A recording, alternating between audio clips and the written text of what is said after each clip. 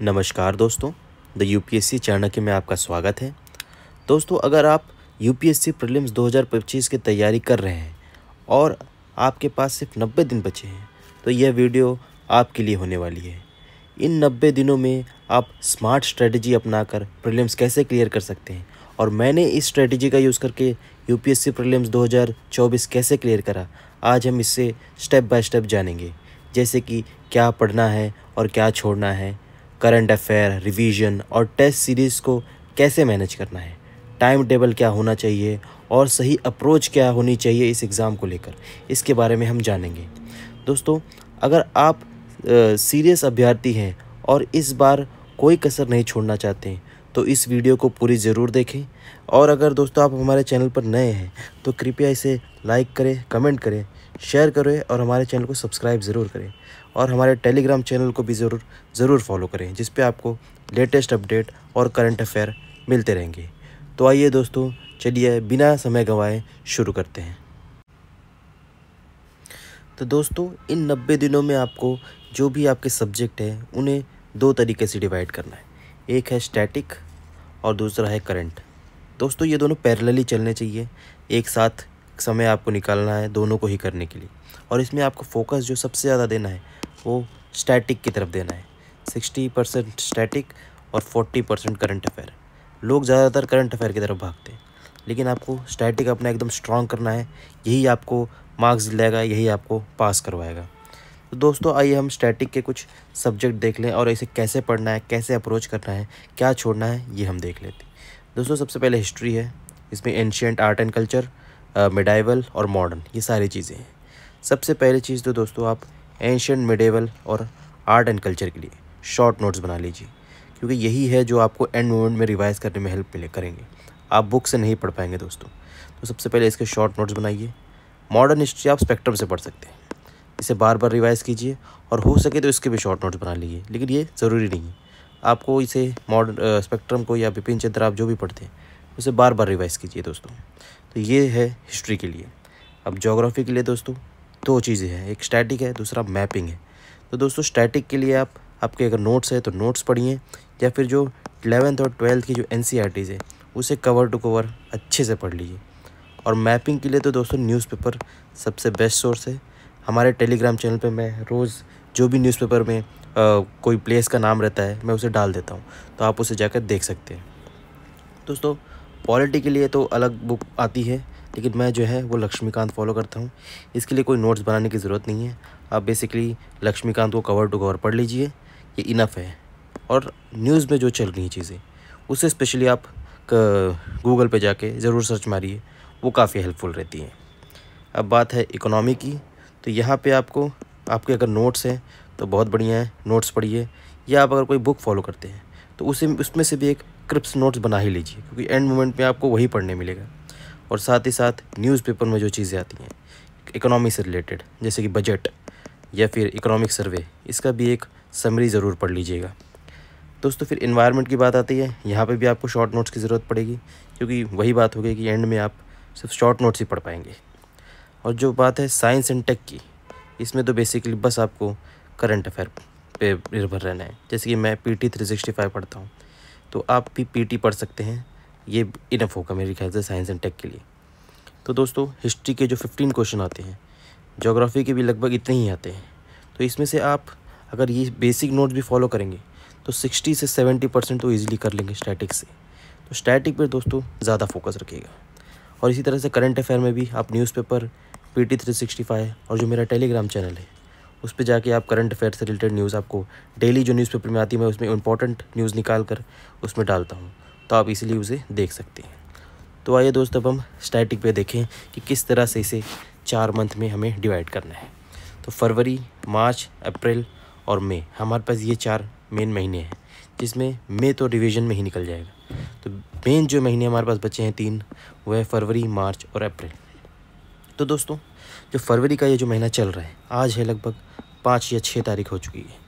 तो आपको इस महीने में जो आपको सबसे टफ सब्जेक्ट लगते हैं, जो कंसेप्चुअल है, जैसे कि इकोनॉमी, ज्योग्राफी, एनवायरनमेंट, ये सारे कंसेप्चुअल सब्जेक्ट हैं, तो इन सब्जेक्ट को आपको सबसे पहले शुरू करना है। क्योंकि बच्चे जो हैं इसी सब्जेक्ट को सबसे ज़्यादा इग्नोर करते हैं, सोचते हैं आगे पढ़ूंगा, बाद में पढ़ूंगा।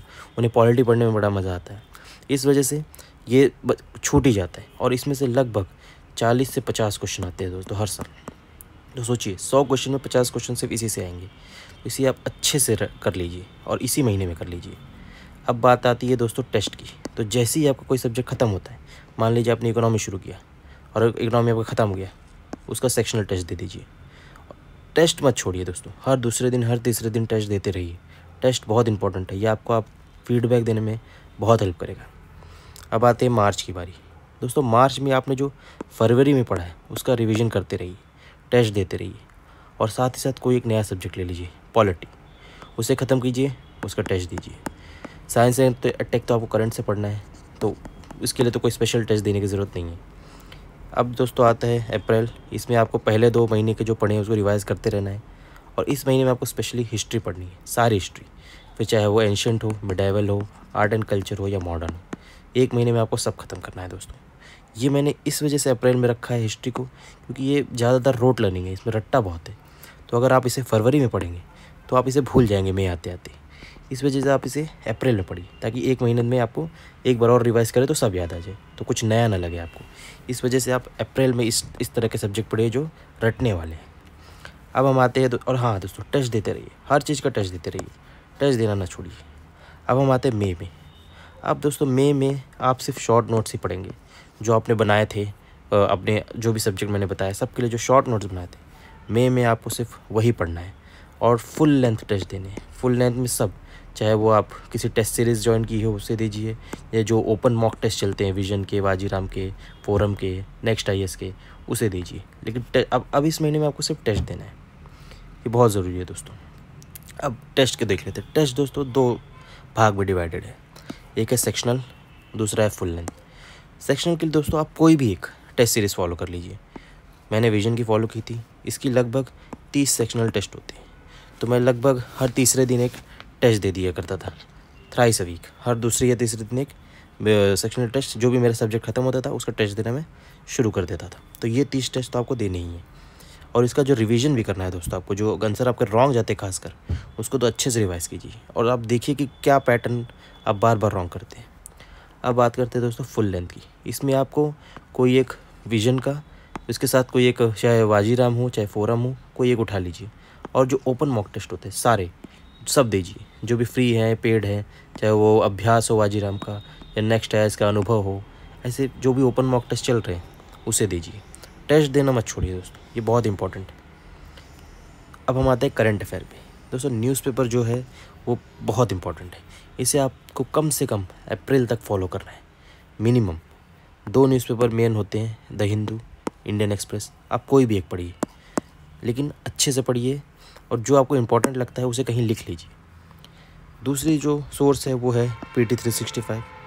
इसे दोस्तों आप ये अब इसमें से क्वेश्चन उतने आते नहीं हैं, लेकिन फिर भी एक ट्रेंड पता चलने के लिए, एक नॉलेज होने के लिए आपको ये पढ़ना ज़रूरी है। तो सारे पढ़ने की ज़रूरत नहीं है, economy, environment, science and tech, इस 3 को आप पढ़ लीजिए। और इसमें जो न्यूज़ इन शॉर्ट्स होते हैं उसे भी ज़रूर पढ़ना दोस्तों, क्योंकि कहीं कभी ना कभी पूछ ही लेता है कहीं ना कहीं। तीसरा है दोस्तों मेरा टेलीग्राम चैनल, जो कि यहाँ आप देख सकते हैं, द UPSC चाणक्य के नाम से है। इसमें दोस्तों मैं ऐसे न्यूज़ डालते रहता हूँ, जैसे कि कोई प्लेस और वो कहाँ है, ये प्लेस वो कहाँ है, तो ये मैं न्यूज़पेपर से ही एक्सट्रैक्ट करता हूँ। तो अगर आप न्यूज़पेपर में कहीं भूल जाएँ, ना एक्सट्रैक्ट कर पाएँ, तो आपको मेरे इस टेलीग्राम चैनल पर ज़रूर मिल जाएगा दोस्तों। तो कृपया जाके मेरे इस टेलीग्राम चैनल को ज़रूर फॉलो करें दोस्तों। अब आइए हम CSET की बात करते हैं। दोस्तों मैं अपने फर्स्ट और सेकंड अटैम्प्ट में CSET की वजह से फ़ेल हो गया था। मैंने GS का कट ऑफ तो पार कर दिया था, पर CSET में फ़ेल हो गया था। तो लास्ट अटैम्प्ट, मेरे थर्ड अटैम्प्ट में, सॉरी, जो कि पिछला अटैम्प्ट था 2024 का, उसमें मैंने ऐसा क्या किया कि मेरे मार्क्स 62 से 95 पहुँच गए। तो आइए देख लेते हैं दोस्तों। सबसे पहले तो आज से ही, जब से आप ये वीडियो देख रहे हैं, हर दिन 1 घंटा मिनिमम, क्या आपके अगर बहुत दिखे तो 2 घंटा आप CSET को ज़रूर दीजिए। इसमें तीनों चीज़ को इक्वली इंपॉर्टेंस देना ज़रूरी है दोस्तों। फिर चाहे वो आपका मैथ्स हो या फिर रीजनिंग हो और पैसेज, तीनों को इक्वल इंपॉर्टेंस दीजिए। कोई एक नहीं, अब एक के भरोसे आप नहीं जा सकते। आप टॉपिक वाइज पढ़िए, जैसे कि number system, profit and loss, या फिर परम्यूटेशन एंड कॉम्बिनेशन। ऐसी कोई जो जो जिसके क्वेश्चन बहुत बार बार आते हैं, आप PYQ देखिए कि कौन से सब्जेक्ट से सबसे ज़्यादा क्वेश्चन आए, उसे ही सिर्फ आप कीजिए। हाई फ्रिक्वेंसी क्वेश्चन जो है PYQ पे आप ध्यान दीजिए, खासकर लास्ट के जो 7 साल के PYQ है, उससे तो आप हर क्वेश्चन को अच्छे से कर लीजिए। पैसेज को आपको इक्वल इंपॉर्टेंस देना है। दोस्तों मेरे पिछले बार 22 में से 19 पैसेज सही गए थे। इसमें मैंने कोई जादू नहीं किया, ये बस प्रैक्टिस थी दोस्तों। प्रैक्टिस करेंगे आपके पैसे भी बहुत स्कोरिंग होता है दोस्तों पैसेज, और बहुत जल्दी सॉल्व हो जाता है, 30 सेकंड भी नहीं लगते। और इम्पॉर्टेंट टॉपिक जैसे मैंने आपको बताया नंबर सिस्टम, इसे पहले सॉल्व कीजिए। उसके बाद दोस्तों जो लास्ट महीना है ये सबसे इम्पॉर्टेंट है, जो कि 15 अप्रैल से लगभग 20 मई, 15 अप्रैल से 20 मई के बीच का जो टाइम होगा, इसमें आपको रोज़ टेस्ट देना है। रोज़ 2:30 बजे से 4:30 बजे आइए घर में, गर्मी में बैठ के फुल लेंथ टेस्ट दीजिए 2 घंटे का। इसमें आपको पता चलेगा कि आपको कितना अटैम्प्ट करना है एग्ज़ाम में जाके, और किस टाइप के क्वेश्चन अटैम्प्ट करने हैं। ये सारी चीज़ें दोस्तों मैंने अपनी इस वीडियो में बताई है कि किस तरह से मैं CSET में 2 बार फेल हुआ इन गलतियों की वजह से, और मैंने कैसे इसे सुधारा, तब मैं कहीं जाके 62 से 95 मार्क्स ला पाया। तो दोस्तों उम्मीद करता हूँ ये वीडियो आपको पसंद आई होगी। ऐसी ही रोचक और जानकारीपूर्ण वीडियो देखने के लिए हमारे चैनल को लाइक करें, कमेंट करें और शेयर करें, और इसे सब्सक्राइब ज़रूर करें। और दोस्तों जैसे मैंने आपको बताया, मेरे टेलीग्राम चैनल पे जाकर आप इसे फॉलो ज़रूर करें। यहाँ पे आपको लेटेस्ट अपडेट और करंट अफेयर ईजिली मिल जाएंगे। तो मिलते हैं अब आपसे अगली वीडियो में, तब तक के लिए जय हिंद, धन्यवाद।